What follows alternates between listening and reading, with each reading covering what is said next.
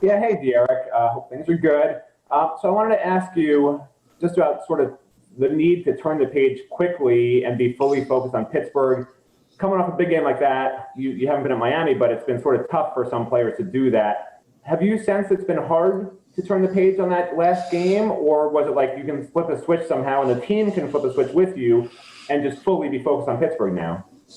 No, honestly, I mean, it was a tough loss, but honestly, we came to the building Sunday, we watched the game, and I mean, we forgot about it. I think Tuesday practice and today practice was our best back-to-back practices we had all year. I know for me, it was important for me to get a jump start in this week, just so we can face another opponent and try to get this nasty taste out of our mouth. So I think we had a great week of practice so far. We got to just keep going.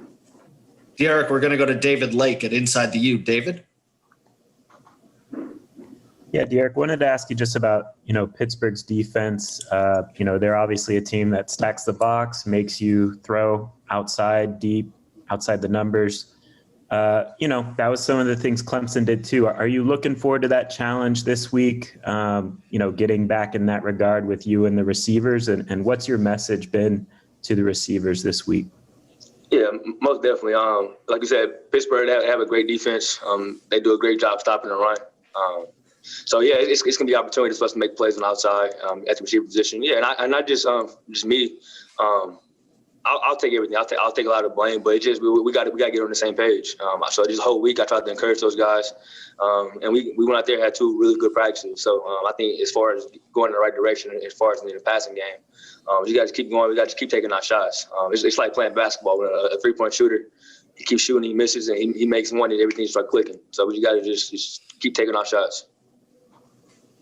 Derek, we're going to go to Steve Wine from the Associated Press. Steve, go ahead. Derek, Coach Diaz was talking again Monday about the need to get away from Miami arrogance, which he says has been a problem here for a long time. The Hurricanes having an attitude that they don't deserve because in recent years, the record is different from the glory days.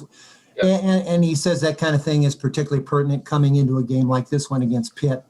What are your thoughts about that? What do you see happening in that regard this week? Is the team coming off a huge game last week going to take this game seriously enough? Yeah, I don't have any doubt in my mind that the team's going to go out there and play super, super hard and take it seriously. As far as us just rolling out there and beating anybody, I don't think we're there yet. I don't think we ever will be. I don't think any team is. You got to go out there and you got to respect everybody we play. I don't think that'll be an issue at all. I know how it's been in the past and things like that, but I don't think this team is even thinking about that. We know how we got to respect Pitt. Pitt has a great defense. I mean, one of the best defenses in the country, honestly. So you got to respect those guys, and I know they're going to play super, super hard, and we're expecting a 4-quarter game. So we're ready for everything. Derek, we got time for a few more. We're going to go to David Wilson from the Miami Herald. David?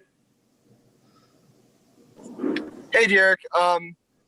At least statistically, you haven't had a lot of games that you kind of look at it and you're like, ooh, that wasn't his best performance. I'm just curious, in the past, well, first of all, just watching back the film, what you kind of, I don't know, how you kind of thought of your performance, what maybe you noticed that you didn't do particularly well. And just also, what do you do other than just trying to, put the game in the past? Is there anything you do to try to kind of move on from, not your best start?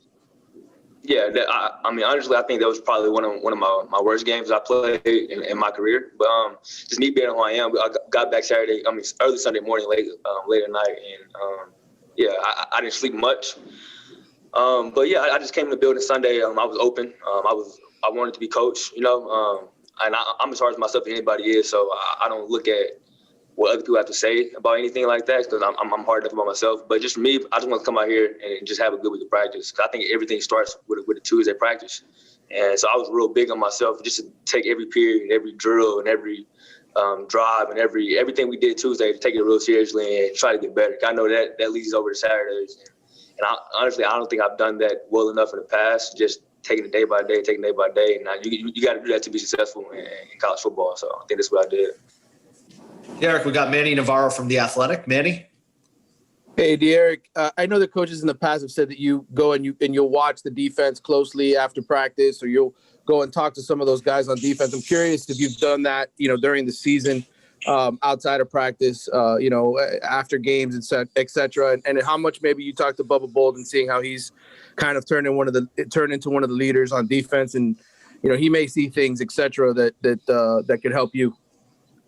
Yeah, most definitely. I talked to Bubba, Amari, Zach, Rigoni. I talk to anybody I can just to ask what they see. I know Clemson game. I can't decide. I was talking to a few of those guys, and they were telling me certain things and this and that. But honestly, it was you got to just do things like that, especially a guy like Bubba. I think Bubba's one of the best safeties in the country. He can give you little tips here and there. Coach Reed, he can give you tips here and there. So I think it's good having those guys around. They can tell me little things. I guess, is there anything real helpful that you've taken as advice? Yeah, I mean, it's a bunch of things. I think the most important thing is when I talk to Bubba, he would tell me about my eyes a lot because I went against him all camp and the week of spring we had, and he was real good at reading my eyes. So he kind of got me sometimes, and I think just him reminding me of that helped me. Right. De'Eric, this is the last one. David Furones from the Sun Sentinel. David, go ahead.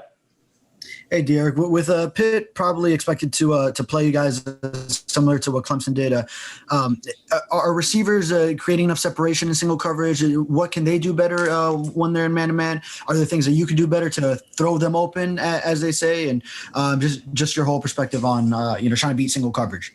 Yeah, I think it's definitely things that me and the receivers could do better.